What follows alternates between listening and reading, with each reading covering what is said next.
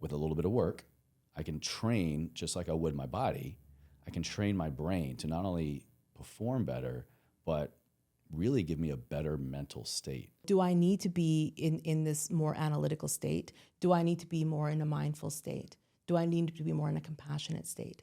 And so I've learned how to shift those gears. Even just the concept of being more aware of, you know what, I do need to be more conservative around my brain. I should treat it as a more precious item. I should prioritize it and train it, because whether I realize it or not, I am opening up the floodgates, and it is just a matter of time before there's going to be a problem. We can go for walks in nature, which I do, but do I always get into those various states? Can I really do the deep exploration? It's a choice if that's important to you or not. Hi, I'm Paola Telfer, CEO and founder of Sens.AI, and this is Ever Forward Radio.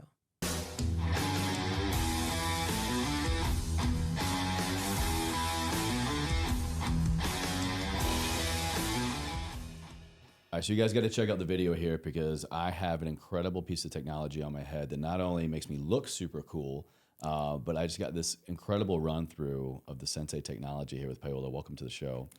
Thanks for I'm going having to take me. it off now because we're not going to be running through, but it's amazing to see how far we have come. Can you set it right here? Yeah, absolutely. It's amazing to see how far we have come with, wearables and health technology and access to not only care, but access to optimization, access to healing, all things we're going to get into.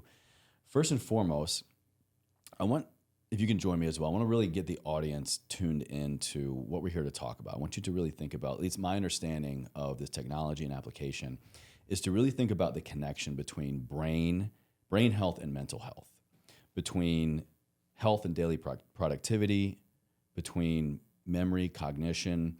Because I think for a lot of people, maybe someone watching right now, listening right now, we're under the assumption that this is just how I am. Mm-hmm. I am either capable or not capable. I am either a happy person, a not so happy person. And whatever maybe my physical and mental, even emotional state is, that's it. And I've been there. I'm like, oh, this is my capacity.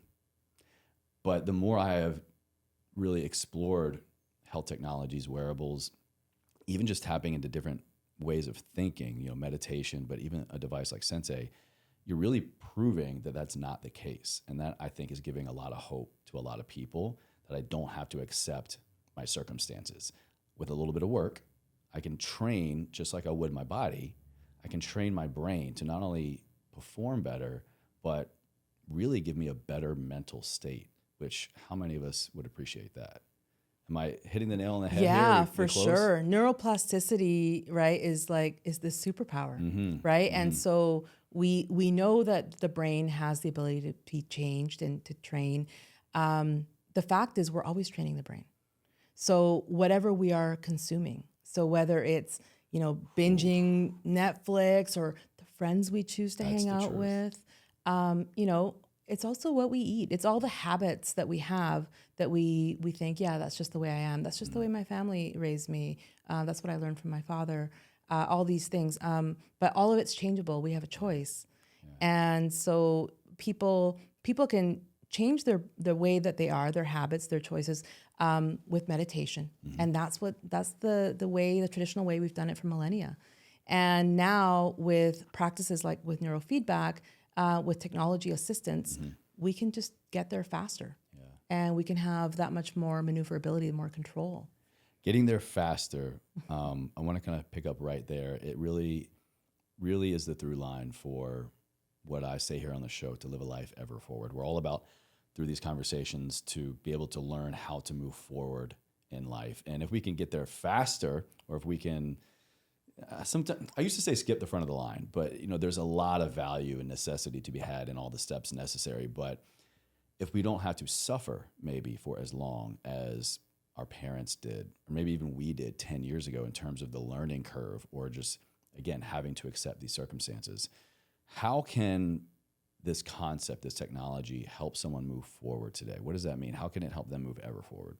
Yeah, okay. So it's interesting. There's a couple things there. So moving forward, really to me, is about engaging with life more fully, right? So it's really about being more present, more in touch with our true selves. And what we tend to do is we tend to live life sort of at the surface of our, I like to think of it like an ocean, like we were talking about. So, we tend to live life at the surface of the ocean in what might be more of a beta dominant state from a brainwave perspective. So beta dominant state is my attention is really externally focused. I am really being driven by what I need to do right now. It's almost like I'm like a paper bag, sort of being driven by the winds. I'm just kind of going wherever. Right? Yeah. Not really of my full volition or direction. Right. I mean, and that's really very, very head first, head focused. Your consciousness is coming from the front of the head. And then we go to sleep. That's sort of bottom of the ocean, right? That's like delta dominant waves. And in between that is alpha states, theta states, and I'll say gamma states. Even though gamma is a faster wavelength, it does feel like it's in the depths of the ocean, but just has a lot of light. Okay, and so all those nuanced brainwave states are really about those are really where the joy of life is. And so how we can help navigate that is with the tech assistance is actually helping people to navigate that consciousness with inner safety, with a development of attention control, and very consciously really come in contact with what they're feeling in a way that feels safe, and they can actually navigate and control. Typically, what happens is that life throws things your way, right? Like we know, right? Yeah. And so when that happens and you have unexpected loss, all kinds of things that don't manifest the way you would like. When that happens, that's usually when you kind of crash into the ocean, and now your feelings are out of control. And to say the least, yeah. What we're offering here, what we're trying to do, what I wanted for myself was really a way to navigate that with more control, more consciously, choosing to do so. Right. You have a very powerful backstory, which we're going to get to for everybody a little bit later on, because I think beyond the technology, it makes it so much more humanized, because what you have experienced is not that uncommon. And I think it really drives home the fact of life is going to happen. Suffering is inevitable. Loss is inevitable. But ultimately, how well we get through it is really up to us, what we're willing to accept and what we want to change. And to your point, not to spill the beans, but you chose yourself, chose your life, and then have now put yourself on a path to help so many other people do the same thing. You didn't keep it to yourself, which is another amazing attribute of you and things that I look for when I bring people on the show. Thanks for saying that. Of course, of course. So we've been kind of talking about technology and saying the brain waves and theta, gamma, all these things that maybe people aren't fully familiar with yet. Can you kind of give us a breakdown of what is going on in the brain? What are these frequencies, these wavelengths? How are they operating? When are they operating? And why should they matter to people? Why is it important for us to understand this concept of how this thing is working up here? Right. Yeah. So really, the brain it has electrical properties and it has chemical properties. Right. So every time that we're thinking, signals are being sent from the brain to the body to the brain. Are these neurons? And they're neurons firing. Like firing. Exactly. Okay. And so we can detect that as electrical activity at the scalp. And so that's really what we're talking about. And so they're at different frequencies, and these frequency bands have been named. And so when we talk about beta, which again, I'll use the ocean analogy because I think it helps you feel the depth of them. Beta is the externally focused mind, and it's where there's a lot of analytical thought. When you go deeper into alpha is really much more relaxation. So that is, we call it calm in our training. And so alpha feels like you're in a hot, cold plunge sort of hydrotherapy for me, right? I think everybody's there nowadays. We're in a plunge and a sauna, doing all the things at the same time. Yeah, and it's embodied, right? And you're relaxed. It's where you want to be at the end of your workday before you start engaging with your kids, right? You want to kind of transition period. Yes, okay. Yes. Alpha is really I like to do like an alpha boost at the end of the day before I go and have fun with my son, right? That's a good example. Kind of sounds like what I do. I wonder if this is the case. Fridays for me, I take a really long walk in the afternoon. I usually stop working around noon or 2 p.m. and I'll go on a hour or two walk intentionally to separate my life, my mind from the work week so that I can really rest and recover on the weekend. Yeah, 100%. And for nature can definitely do that to you. Absolutely, yeah. And it's really, and again, back to like the tech assisted versus the natural way of doing things, right? So the natural way of doing things, absolutely. I live in the woods. I, have a deep appreciation for nature, and I definitely leverage like the walks in between the workday to kind of help, things integrate. But we have to allow nature to fill us with awe and flow through us in order to really get out of that beta state. I love what you just said. It just kind of blew my mind. Oftentimes when we're looking for this escape, we go out into nature for us to plug into nature, but it's actually nature plugging into us, huh? Wow. And we need to allow it. So for example, if I go out to nature, and I will do this, go for a hike with a girlfriend, but we're chatting the whole time, I'm not really dropping in. Right. So this is back to... You get some proximity value for sure. Yeah. So that's the alpha sort of relaxed state. As you go deeper into theta is very much probably what you'd associate with a deep meditation, a float tank, if we're going back to the water analogy. So that's very deep. It's very still. As you're going deeper, it's more spacious and it's more still. Okay. And then what we talk about gamma states, and gamma states are somewhat enigmatic. In studies, they show that monks that have meditated for many decades have a lot of gamma power, and it's in synchrony, right? And so gamma is actually, they were all getting slower, and they, like in terms of wavelength, they were all getting a little slower. Okay. But gamma is actually the fastest, but it feels like the bottom of the ocean. And so we think about gamma like you're at the bottom of the ocean, but you've got light. You've got like a spotlight, a flashlight with you, right? You're not lost in the darkness. No. But you're deep. Yeah. So gamma feels like awareness. It's actually very brightening. So those are the brain waves that we train. And at the bottom of the ocean is delta, and then that's usually associated with sleep. Amazing. Yeah. Okay. Got our groundwork laid. Thank you so much. And so you were saying, why would it matter? The states that we are inhabiting in our day-to-day, they are actually they're signatures. There are signatures associated with these various states. So whether they're meditative states, they're creative states, they're mindful states, they have signatures. And so in the Sens.AI app, that's what we've done, was we've mapped them to various planets for fun. It's an interstellar game. And so then you can train each of these states.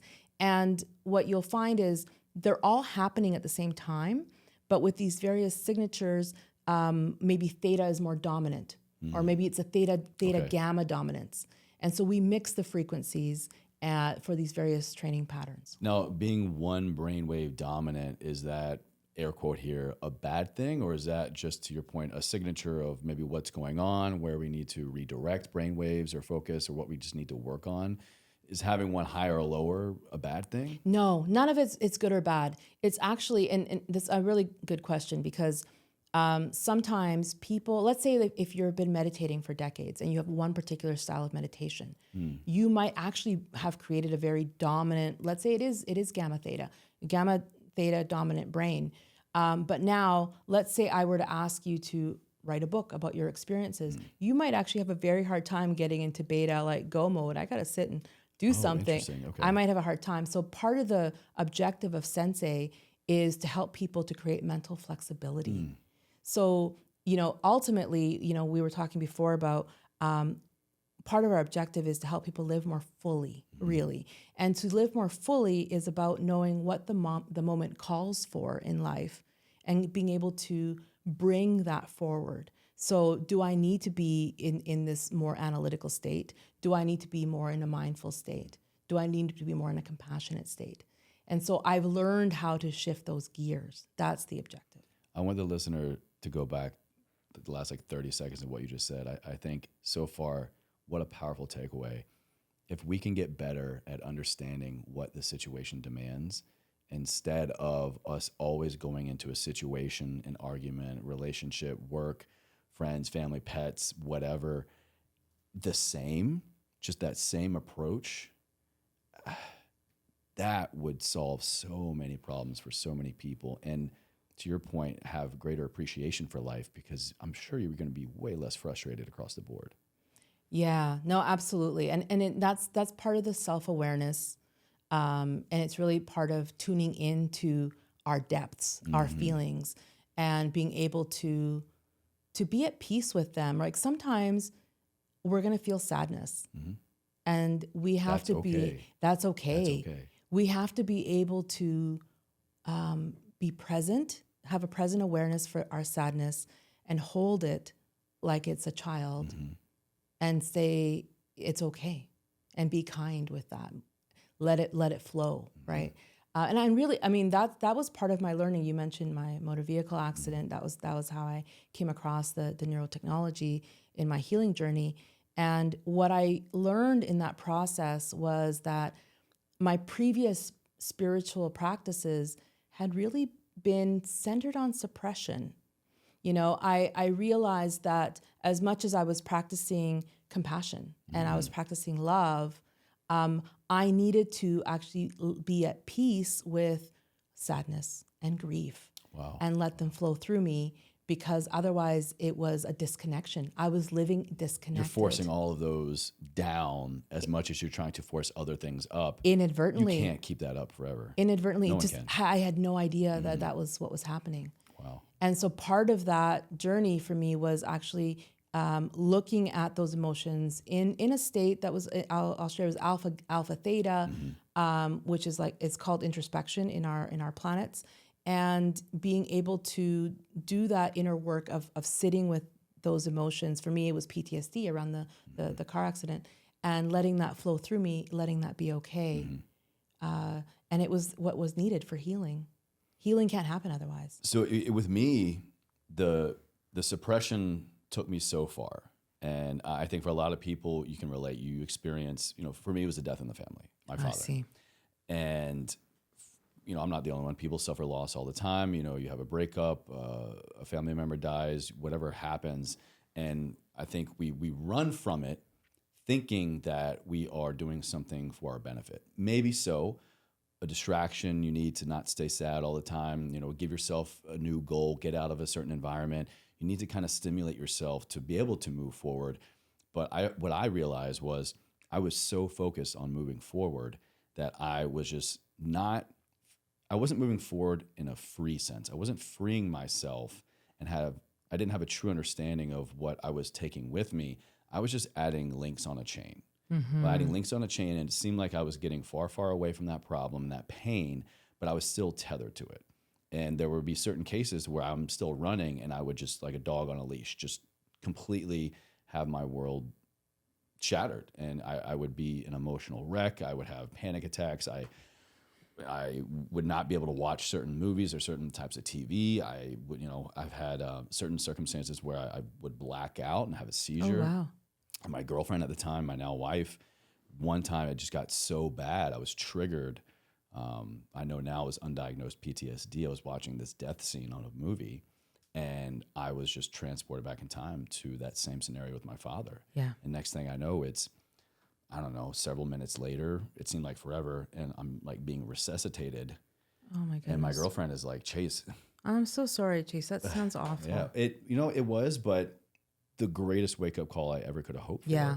Because what that experience showed me, and what she told me, as this trusted, loving advisor, it's just like, hey, Chase, you're doing all these other things, but you're not doing this one thing, and look how it's showing up in your life still. And that is what put me on the path to, all right, cool, Chase, you can go to the gym, you can dial in your nutrition, you can do all these personal development things, listen to all the podcasts, but what are you doing for your head and your heart? Yeah. And it wasn't until that happened that I then began to acknowledge it and prioritize it. And to your point, train it. Mm-hmm.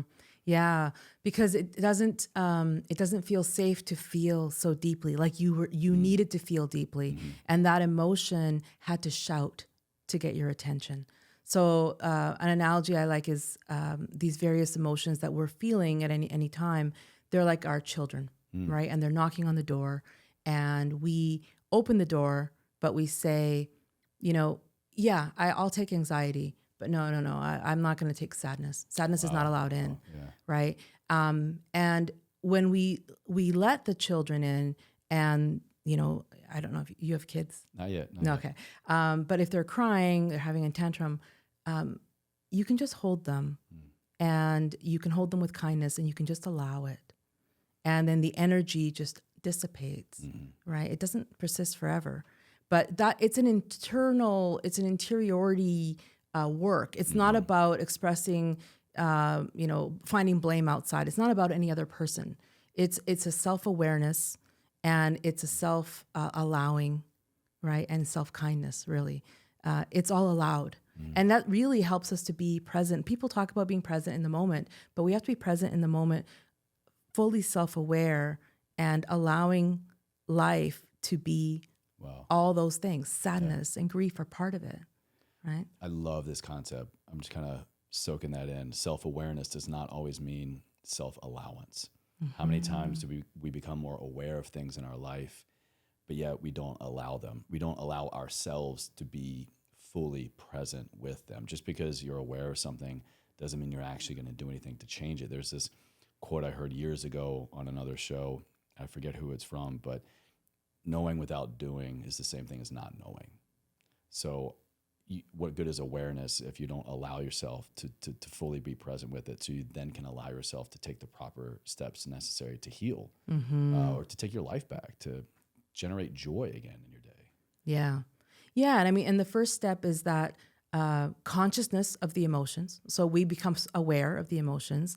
The next step is really about intelligently engaging with them, right? So can I regulate them? And that emotional intelligence is where a lot of us stop, really, right? It's like, yeah, I can actually be present with my own emotions, with someone else's emotions, and I know how to regulate them enough I can function in regular society. I can have meetings and not yell at people. Kind of like go through the motions. Yeah, but then there's another level, which is what we're talking about, and that's the emotional intimacy with self, and that allowing and that flowing through, and that is where the freedom is. That's the truth. Yeah. That's the truth. I would love to bring it back a little bit to how this technology works, and when we're understanding how to train our brain. Because you all have some familiar concepts, but the way that you kind of nuance them, in my opinion, makes it so much more interesting. You're working through neurofeedback, photobiomodulation, and heart coherence technology. Can you kind of unpack those three for us? Yeah, please? for sure. Well, when we started, I really wanted to be able to do neurofeedback because it has long-term trait changes. What exactly is neurofeedback? Okay, neurofeedback is reading the brain waves that we mentioned. So the neurons are firing. We're looking at the scalp. We have sensors at the scalp. We're reading brain waves, and then we're able to feed those back to you as audio and as visual. So think of it. It's almost like it's art, right? But it's your brain in real time. Wow. And real time, like we're talking 250 milliseconds, right? So faster than the speed of thought. Wow. It's coming at you in real time. So you're engaged with your brain. That's neurofeedback. Faster than the speed of thought. Yeah. What is that? What is that? What is that? I'm trying to just fathom that. Yeah, I mean, it's referred to as operant conditioning. Wow. Right? But you're right. So feedback, life is feedback, right? So whether you're, getting coaching on your golf swing or whatever, someone's giving you feedback, right? And you're learning, what to do and what not to do. So now when we tighten that time for the feedback, and we have near real time feedback, so the speed of processing is usually about 400 milliseconds, let's say, 500 milliseconds maybe. And now if we're at 250 milliseconds, that's why I'm saying it's faster than the speed of thought. To your example, the analogy of the golf swing, instead of someone going through the golf swing motion, having a coach there watch them, and then after they swung and hit the ball, going, okay, all right, left shoulder back, right shoulder down, keep your hips planted, it would be exactly as that swing is happening. And making those adjustments. That's right. Wow. So imagine, let's say we're doing gamma. Gamma sort of feels like, it's very heart-centered, and it feels like compassion, right? It feels like oneness. And Now, if you are in state, then the volume of your brainwave sound will increase. This is the way our system works. And there's a background sound. So maybe it's like, it's a chant or something, just a bit droney, but it kind of picks up in volume. And now in addition to that, gamma as a frequency has a instrument. And so by default, we have the piano. It's a very nice high note. And that piano will come in with discrete sounds that will come in as quick as 250 milliseconds, as long as it's audibly pleasant. Interesting. And it will tell you when you're especially good at picking up that power. So we're letting you know how you are in state. But because it's sub-thought in terms of timing, it's a feeling. That's why the sound is important. The visuals have to be important. It's not you thinking something. If you go into analytical thought, you're already behind. Oh, wow. You see, you have to be feeling it. This is, are you familiar with, to go off a slight tangent here, but are you familiar with ketamine-assisted psychotherapy? Yes. So I've gone through quite a few sessions the last couple of years, navigating through the PTSD. Through PTSD, it's very good for that, yeah. It literally saved my life. Amazing. And I've noticed on some of these journeys, pretty much all of them, there's music involved to kind of help guide and navigate the journey. And for me, anytime there's piano, it disrupts my journey. Or I remember, even though I'm in the journey, consciously, I'm like, I don't really like that. You don't like it. Yeah. And I'm wondering if it's due to what you're talking about here with this, the gamma introduction or disruption. Is that correct?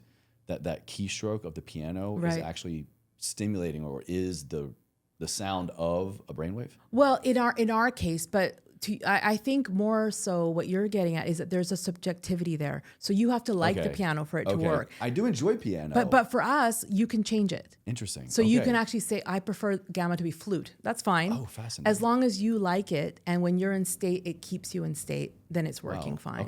Okay, tangent over. Amazing. Yeah. No. Interesting. Music is very powerful. Music is very powerful for sure for changes of state. And so in this case, what we're doing is it's actually your biosignals that are the music, which is kind of trippy, when you first do it. So then there's another component, photobiomodulation. Is that correct? Right. Yeah. And so I'll finish the training part. So that was the brain training with the brain waves. And then there's also training with the heart rate variability. So we have a sensor on the ear, the left ear, and it's reading the heart rate. We convert that, mathematically to heart rate variability, HRV. And a lot of us track HRV, right? Whether it's with the Aura, with the Whoop, absolutely. And so we know you want high HRV. You want that flexibility. And so we train heart rate variability. You can train it up. And what we're doing is we're looking for heart coherence, which is the HRV essentially becoming a sinusoidal wave. So it's just coherence was the word that caught my attention here. HRV familiar, coherence was a little nuance here. Yeah, and so coherence is actually mathematically defined as that sort of smoothness that you see in a sinusoidal wave. And so we look at that, and you can regulate in real time. We give you a breathing pattern that is keeping that coherence. So it's actually changing it throughout that session, which can be as short as 7 minutes, 20 minutes. I like to do 20. And when you do that for 20 minutes, for me, it's an immediate alpha shift. So the heart actually changes the brain into an alpha state, which is 8 to 12 hertz. And alpha, correct me if I'm wrong, that is where people can probably relate to when you're in a very focused flow state, like sitting down, I'm just I just zoned out, or 2 hours later I did my most important work kind of thing. Is that correct? Alpha is more of a relaxed state, but when when we think about flow, that's what I'm thinking. It's a bit of a beta alpha. So there is an SMR. It's a beta. SMR is a special type of beta. Sensory motor rhythm, and you do have that actually peaking when you're doing, let's say go back to golf, just because we started there. Sure. So you're doing the perfect swing, but there would be this burst of alpha at the end of it. So they work hand in hand, and it's very important for you to be absorbed in the activity. Makes sense, because then the task is over, the focus is over, and you're in a steady state. Yeah, and you're not in that hyper beta, which is very analytical, right? So you're actually in more of a relaxed beta. The SMR beta in particular is referred to or described as being like a cat ready to pounce. It's super relaxed, right? It looks super still. Truly, yeah. But it's ready to move. Yeah. And so that it's that very sweet spot of It's ready beta. to mess up your world with one pulse, right? What a great analogy. Absolutely. Yeah. So that's okay. So that's the training, the Okay. photobiomodulation that you've asked for. So that one is the light pieces. So we have 7 lights on the headset. They're really small. So it's really kind of amazing what they can do. They're LEDs, specialized LEDs in the infrared spectrum, and we're 810 nanometers. And we can also stimulate from 1 hertz, the frequency from 1 hertz to 1024 hertz. And what we're doing is that light penetrates the skull, usually about 5-6 centimeters, and it stimulates the mitochondria. And so when it stimulates the mitochondria, it stimulates the ATP cycle. So that's a cellular energy that's generated. And so that's really powerful. And it's really good for you. And so there's a blood oxygenation aspect as well. So that's why we chose this particular type of stimulation. We knew we needed stimulation in the system because we wanted people to have a way to get a boost, to have an immediate effect. So I need to, go on stage and do something, and maybe I'm feeling tired. Right. I can get a boost. Okay. So we added boost for that reason, because we felt like if we were going to go to consumers and go to home, which is what we wanted to do, we wanted to empower individuals. We need to give them not just training, which might take some weeks to start seeing the effects, but something right for that minute that might have an effect that lasts 6 to 8 hours. And so that's the way we do that. Yeah, it was familiar to me for a couple months now. I've been using photobiomodulation. That's right. Yeah. Tongue twister device. Have you heard of Kineon? No. It's basically kind of similar thing. My understanding is, this UV focal light device that I've been using for kind of a shoulder injury, arm injury. Sure. I kind of just wrap it around my arm and, for 5-15 minutes a day kind of thing for exactly what you're talking about. Is it working? It is one of those things when you're done, I'm like, oh, wow, okay, cool. Like I got that win. I'm feeling just reduction in kind of just the chronic pain. And I also know, looking at the science, that what it's doing for the light penetrating, stimulating mitochondria and ATP production, increasing blood flow, oxygenation. Reducing inflammation. Exactly. I know that it's contributing to helpful recovery. Absolutely. Yeah. Yeah. It's So pretty that caught my powerful. attention. Yeah. And the neurofeedback, look, it's been around for like maybe 60 years now. The photobiomodulation is considered new, and that's like 20 years, right? Like, but it's new in from a science perspective. And so there are a lot of studies that are ongoing. It's especially interesting in cognitive decline arena. That's where the research is really focused, showing a lot of promise Like with that. with aging people? Yeah. Okay. That's right. Yeah. So we just thought that's like the perfect mix for us for the consumer market. And then the last piece, we always talk about it being like 5-in-1 technologies. So I think we've covered 3. So the fourth one is assess mode. And so when we started looking at this as a system for home, I thought, why would we do something like this if we couldn't actually show people that they were having results? Right. And how can we objectively... Results are good. People are going to want results. They're going to want results. And I've never found it to be very satisfying to say, to look at, my brain waves got stronger or didn't get stronger. I want to know that my life is changing. And so that's what we wanted to do. What does this look like? What does this feel like? Yeah. And so there is a measurement that's known as event-related potentials, which, let's say ERPs now for short, is it's something that measures the speed of brain function. And that is the best sort of objective test that we can do of any sort of brain intervention. And I think anybody would agree, higher the brain function, higher the everything. That's right. That's right. So we thought we'll incorporate that, and then people can have that at their fingertips. So we use a methodology that's used in labs, and that's the mathematics of it. It's very precise. It's down to 1 millisecond precision in the timing that we're reporting. But we're not presenting it as medical information. It's not ERP components. It's actually made to be practical for people who are into meditation, into peak performance, right, into just regular consumer personal wellness. Yeah, that's where I want to go next. I want to ask you, because we've kind of talked about ways that this technology and these applications can be used for somebody who really needs that change. We've suffered a traumatic event. We really need to work on mental health, brain health. But for the person maybe who is looking for, well, what is this going to do for my everyday life? I feel like I'm pretty optimized. I feel like I'm in tune with my mental health. I've gotten baseline testing for all intents and purposes. I'm a healthy person. I'm good. What would this technology do for somebody who is at a quote here baseline good level? What would they notice? What would be optimized? How could they really use it to their advantage to even just get 1% better?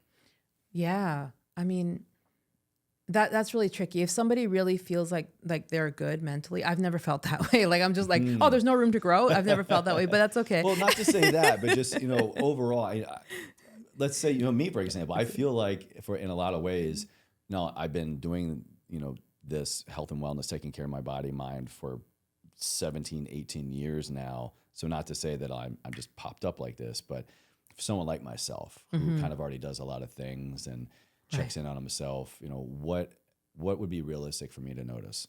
Yeah. I mean, we have this, we have a really nice study on our main page, which I like, which is from Joel Lubar. And it uses just the CALM, just alpha training and the SMR training that I mentioned. Oh, okay. Right. And they do that for it might be 4 weeks and on a healthy population. So all the studies we post, we always do on a healthy population. Right. And what they're measuring on the ERPs is they measure the reaction time improvement. And it's, it's definitely 15% or something improvement. That's pretty notable. Yeah. Wow. I mean, the numbers are between 12 and 18 on all of these. And it's reaction time, speed of processing, the actual brain speed of processing. And there's a third one, which might be impulse control. So we can see improvements on that with the assess mode. So you're saying I could potentially increase my reaction time by 15% and have more impulse control? This is definitely the goal. I mean, every brain starts differently. Sure. We're not making claims or promising that, but that is what the studies have shown, and that is what we would expect. That's what we would hope. That's amazing. Yeah. I'm thinking how many of us could benefit from being able to have faster reaction times and faster impulse control times, or dare I even say slower impulse response times. So all the sort of benefits that you would get from meditation, the reason you would do meditation, those are the same things that we're looking at giving you, but we're just looking at doing it in a way that's very efficient and hopefully in a way that people can stick to. We're trying to make it fun. We're trying to make it easy. Is this bypassing meditation? Is this meditation in a headpiece? I don't know. I don't like the word bypassing, but I definitely I have really started doing it instead of meditation. But having said that, I said we're 5 in 1. The fifth one is meditations. So we have meditations embedded in the Sens.AI system, but they are paired with the boosts.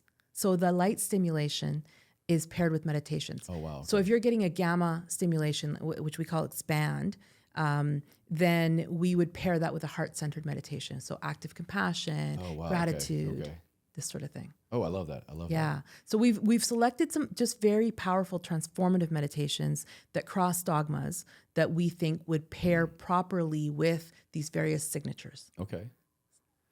What is so important about the brain?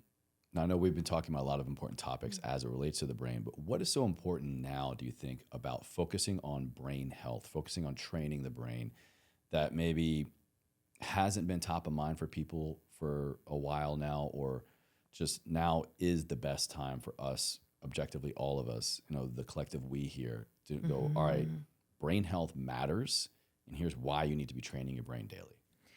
Yeah, I mean, I think that if we are not in command of our attention and in touch with our emotions, we are going to be subject to other people's command of them.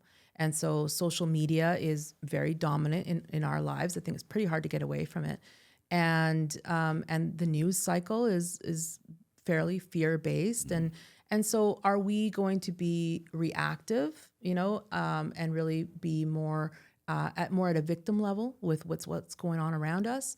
Or are we going to be more fully alive, in touch with the depths of our emotions, in command of our attention, and really determining our own destiny, right? And how we're showing up for our friends, for our family.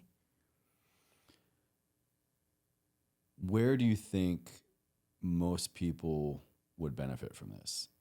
Where and maybe a particular population, you're presenting with maybe similar past experiences, I guess what would give a group of people the most noticeable benefit? Yeah, it's interesting. We've been interviewing. I've personally been interviewing like the people who started using it, the device. Oh, great! Really having amazing conversations. Like it's been so gratifying. And what I find is a lot of them are meditators for a long time, or they're peak performers. And without a doubt, there's kind of two main benefits I see, and it's because it's early stage that the way the game starts, it focuses on the brain fog and the stress. And what I find is everyone's talking about sleep. Everyone's like, I didn't expect my sleep to get so much better. Oh, sleep is hot right now. Yeah. Everybody wants better sleep. Yeah. So that's been one of the initial sort of wins for us. I'm like, this is amazing. Like, and people are. He's like, I'm a peak performer, and I didn't realize I actually really haven't slept that well for like 10 years. Why do you think that is? What is going on when we train our brain that is contributing to maybe not so much longer sleep, but more quality sleep? Yeah, I could be getting both. Definitively. One of our early missions is it's called Sleep Nirvana, right? And so it is actually the SMR training and it is the deep alpha. There's like a really nice low alpha that we train in that mission, which is very, I don't know what to say. It's quite exquisite. Like it's just so lovely. Quite exquisite. All right. Like people just really, really settle into it. And they're like, oh, I love that deep alpha. Wow. So people are just seeing the benefit. We also have a snooze stimulation. So there's like a 1 hertz, like really low stimulation we do that kind of knocks you out. And so people do like that as well. Okay. So, I mean, I'm hearing a lot of applications for a range of people that is everything from I need to improve my brain health. I'm hoping that it can also then improve my mental health, my daily cognition, flow, focus, energy, joy. But even for people that seem to be pretty dialed in, it can show you, and I've been there, you think you covered everything, but then you do one thing and it shows you, oh, wait, actually, that's not as good as you think it is. Yeah. Especially with sleep. And we're going right to the source, right? So yeah, I mean, we can look after our bodies, and but a lot of our life is spent in beta. And when we start looking in deeper, we realize that not everything's solved with analytical thought. So let's say for entrepreneur population, I'm an entrepreneur, and I've been, a high performer all my life, and I think really now I'm much more dialed into my intuition. My decision-making capacity has increased. My ability to actually really perceive life from a broader lens and actually see more opportunities, see more synchronicities is really expanded. Yeah. And that's because I've allowed myself to explore those depths of mind. Do you think the way the world is progressing now, it's really just a matter of time as we all learn more, see more, hear more, suffer more, become exposed to more through the real world and social media, phones, devices, that something like this, or just even just the concept of being more aware of, I do need to be more conservative around my brain. I should treat it as a more precious item. I should prioritize it and train it, because whether I realize it or not, I am opening up the floodgates, and it is just a matter of time before there's going to be a problem. Mm-hmm. Absolutely. And I think it should be just as common as going to the gym, right? We put a lot of time into a physical exercise. It's just brain exercise. We have to do it. And, Olympians and athletes have been doing this for a really long time. Yeah. This is just getting it smaller and more accessible to more people. I'm so glad you bring up that word, because it brings me to another area I wanted to get to. Anytime I look at a hack, a device, a service, a product, and especially when talking about it on the show here, it really is important to me when we look at access to cost, affordability, accessibility, because I've also been on the other side of it. Running a health coach clinic for many years, I could really know the best thing for this person that would really solve their problem more rapidly, or at least just be a way more beneficial tool than anything they have right now. But I can't get to it in time. I can't afford it. I can't do all these things. So I was doing some research looking at how I believe focusing on brain health, training your brain, can get you to a better mental and emotional state. and try to compare it to something that I think a lot of people might already be doing. We're looking at, I just Googled the current average cost per session without health insurance for therapy. So when we're looking at, all right, I choose myself, I want to take care of my mental health, I want to get more connected up here. The weekly, if you're going once a week, the national average annually, you're going to be spending about $7,200 here in America.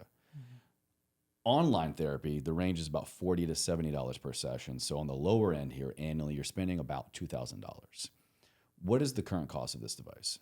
I think it's 1,500 or so, maybe Okay. a little bit less. Yeah. MSRP, we'll say. There might be some fluctuation there. Yeah. So is it safe to say that something like this, when we equate it to investing in our brain health and mental health across the span of a year, is this going to get us the same place? Is this better than? Is this something that we can just use now and come back to it later so we don't have to have that constant cost?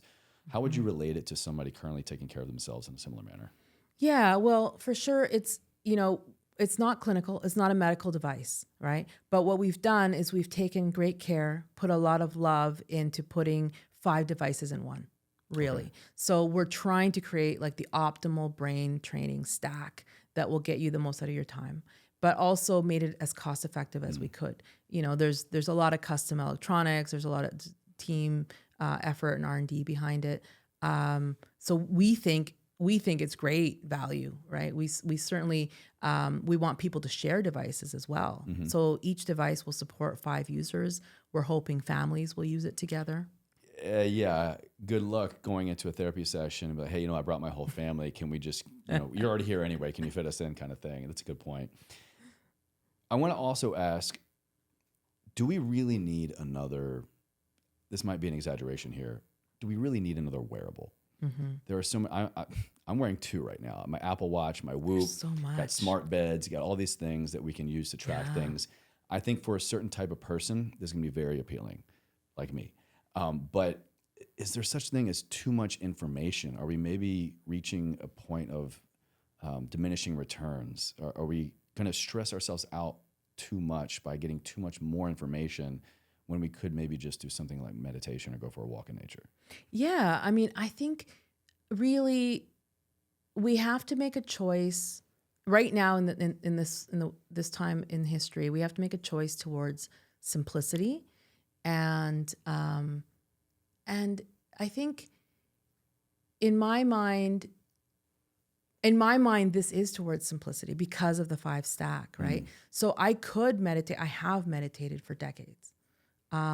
But it's really a matter of what's important, right? So for me, it is important.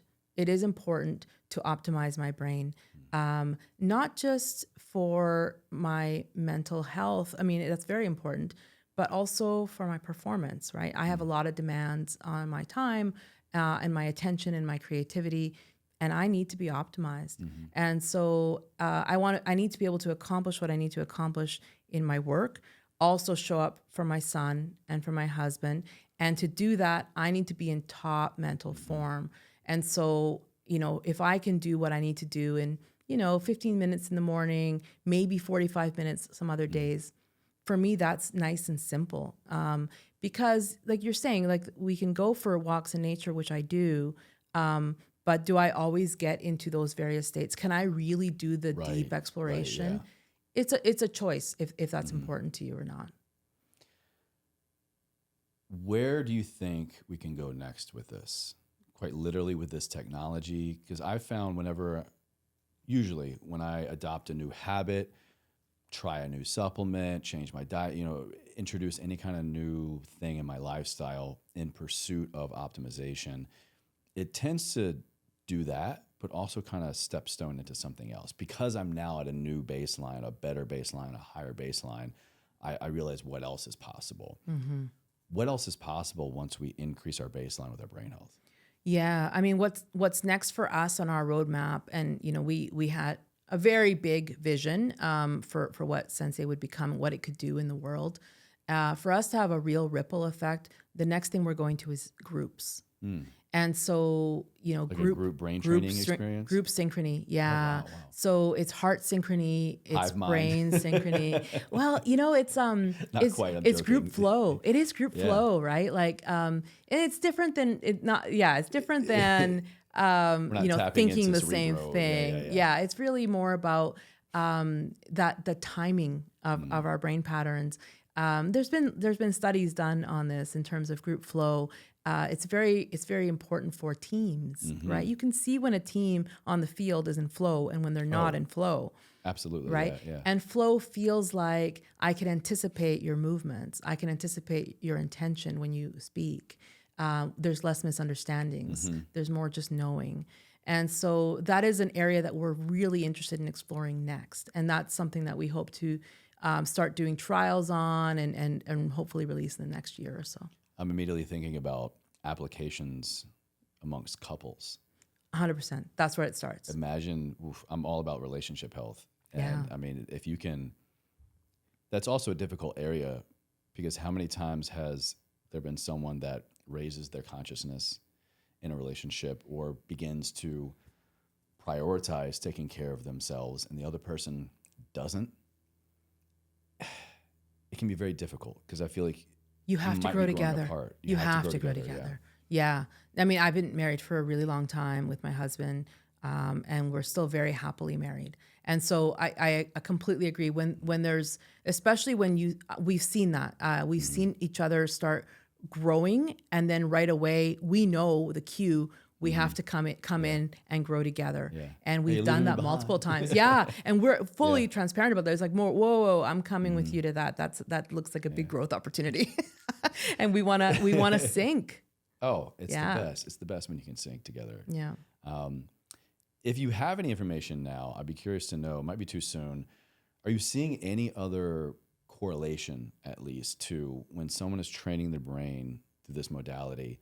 Are we seeing anything like reduced diabetes, reduced all-cause mortality? Maybe their A1C gets better. Maybe their cortisol drops. Are you seeing any other biomarkers, perhaps, or any other biological data improve because of or since using something like this? I don't have that data yet, but that really brings up the whole sort of vision of Sens.AI, which is we want to be able to contribute to the science, right? So very mindful of privacy and security and this sort of thing. It is biological information, but we have principles based on how can we further this field, given that there's so much we don't know. There's a lot we know. We're standing on the shoulders of giants.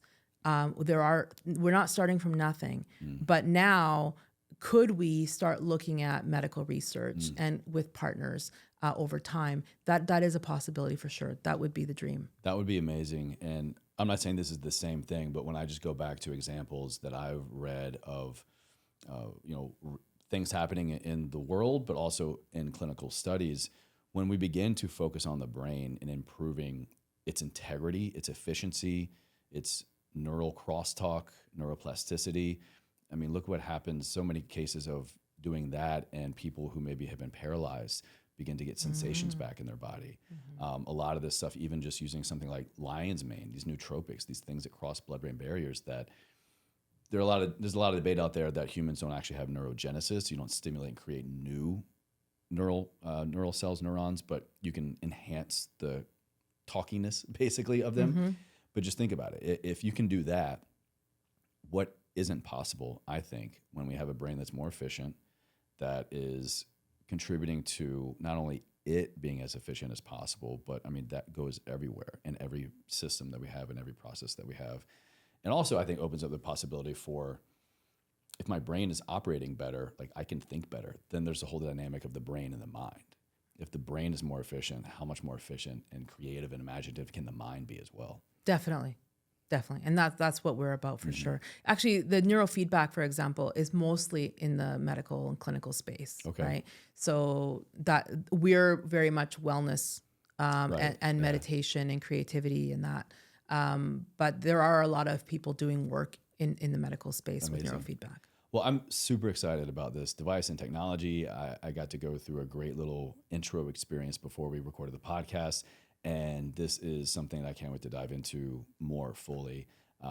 Because I think, especially for the biohacker, right? I think for the optimizer, for a lot of people, my audience, I think that's kind of the next frontier. I think my people here, myself included, it's the natural progression. I started by taking care. I used to say fitness is the gateway drug, right?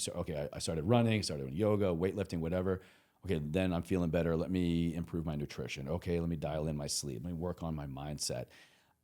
I never really started focusing on brain health until just a couple of years ago. Getting EEG scans and doing things like Wave Neuro and now Sens.AI.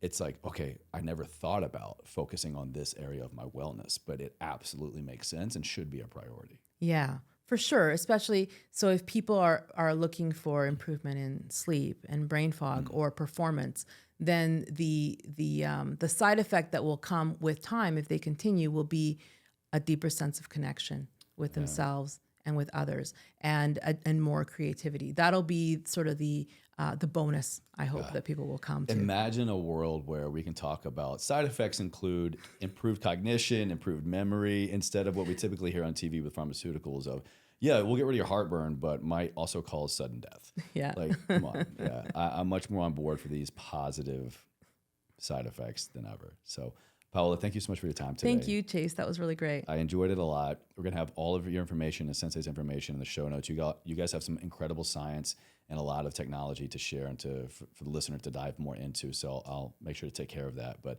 where can they go to maybe connect with you or Sens.AI more right here, right now?